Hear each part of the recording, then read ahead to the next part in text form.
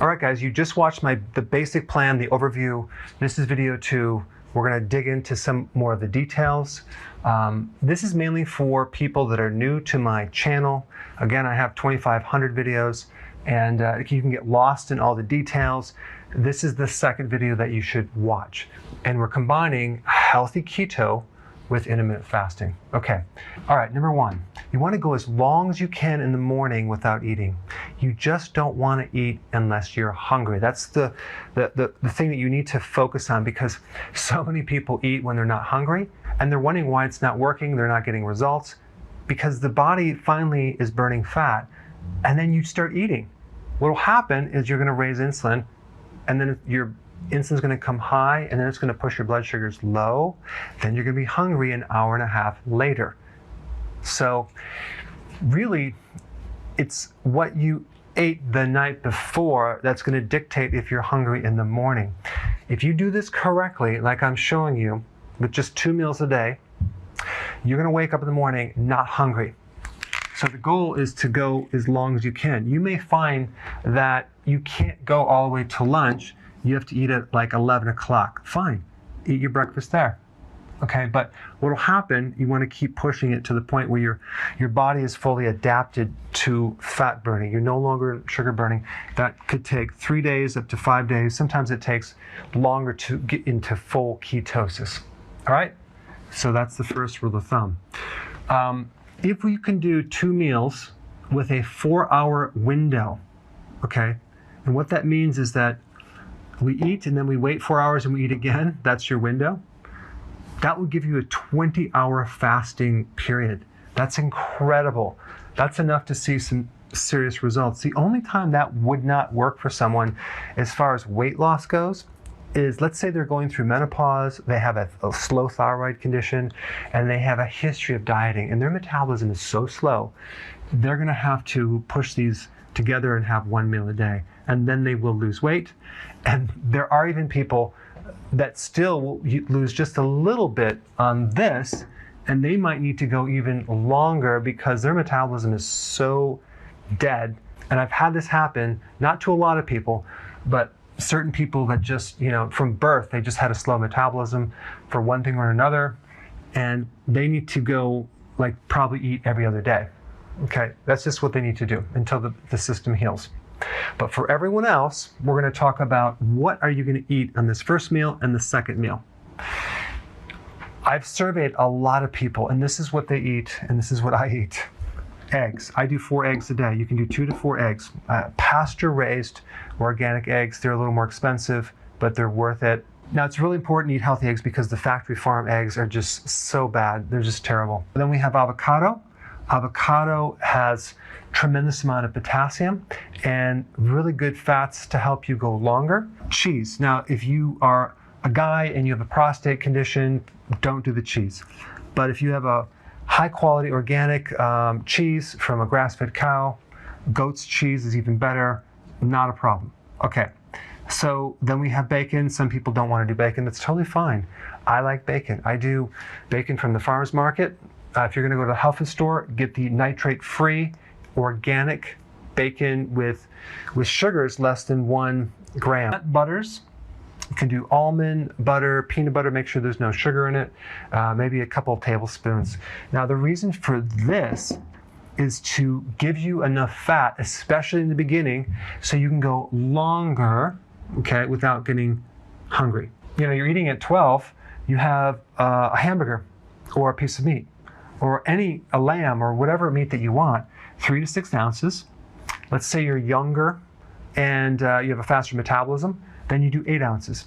Let's say, for example, you're an athlete, you do 8 ounces. Let's say you're a very large person, you need more protein, do 8 ounces. I wouldn't want to go over 8 ounces per meal. Now, we're not talking about actual protein grams, we're talking about the actual product of meat itself, okay? 3 to 6 ounces or 8 ounces.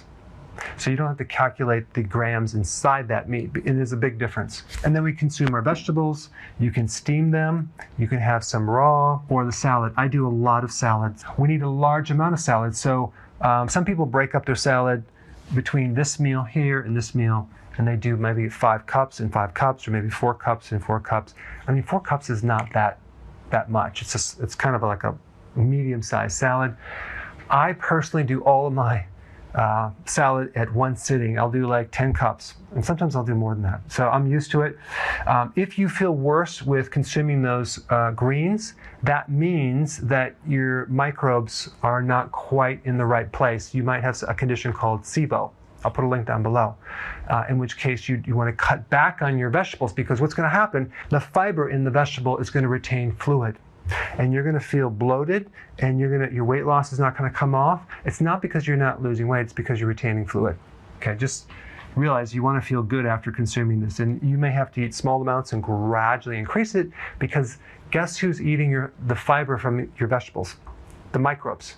And they might not be plentiful enough to do that. So there's many different reasons. I'll put a video down below just on that one topic. Olive oil, balsamic vinaigrette is a great dressing. Maybe a handful of nuts, some seeds, because we want that fat. So this is like one option of a meal.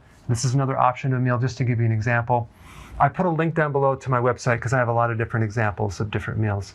I have a whole recipe, but this would be an example of a typical meal for someone. Okay, let's say you do fish. I love salmon. Salmon is one of the best proteins because it has omega-3. We want to do quality protein. So you can also do sardines. Believe it or not, there are good fats in sardines. I did a video on that. Or seafood, okay? This gives you the iodine. So you do your fish or seafood, your salad, this is for your dinner, and a fat bomb. What is a fat bomb? It's like a little cookie with healthy fats in it. You can make recipes for this. A lot of people consume a fat bomb just to get them satisfied so they can go from one meal to the next. As your body adapts to fat burning, you probably won't even need that because you're burning your own fat, but in the beginning it's really helpful. Here's another option for some food. You can do chicken with the skin, preferably nice and crispy, or chicken wings. Let's say you do, again, 3 to 6 ounces of chicken or chicken wings. You do your protein. It's moderate protein. Asparagus, okay, or any other vegetable that you like, or your salad. And then you do olives as your fat, okay? I do a lot of nuts myself. I do that after the meal to the point where I'm like really satisfied so I can go longer. But the key is not snacking at night. So you want to add enough fat to go from this meal all the way to breakfast. Now, the number one weakness people have, I just realized, was boredom. So you're gonna have to keep really busy right here and make sure you're not bored so you don't eat the wrong thing.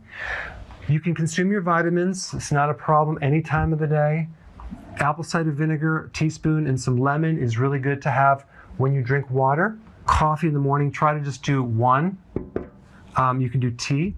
You can add some bulletproof. That's MCT oil, coconut oil. You can blend that in your drink if you want, especially in the beginning, to allow you to go without having the first meal. Not a problem. But if you find that slows down your weight loss as you do this over a period of a couple weeks, then you might want to drop out the extra fat. Urge to snack, that means you need more fat and more greens, more vegetables. Those 2 things will solve the problem. If you crave bread, you need more B vitamins. I recommend electrolytes, a good powder, and B vitamins and or nutritional yeast. You can get them in tablets. Very important, just to make this transition smooth so you have no problems. Sea salt, don't be afraid to add more sea salt because you're gonna need more salt. You're gonna dump more fluid on this program, and so you have to replace it. The best time to exercise is when you're fasting, so in the morning, okay? It's actually, you'll get better benefits. Realize that it could take longer to adapt, but the way that you know you're in hardcore ketosis is that you crave nothing. You're not even hungry anymore. That's when you know it's really working. Better than any other test. This should give you the next layer of information or knowledge you need to know. Hey, if you're liking this content, please subscribe now, and I will actually keep you updated on future videos.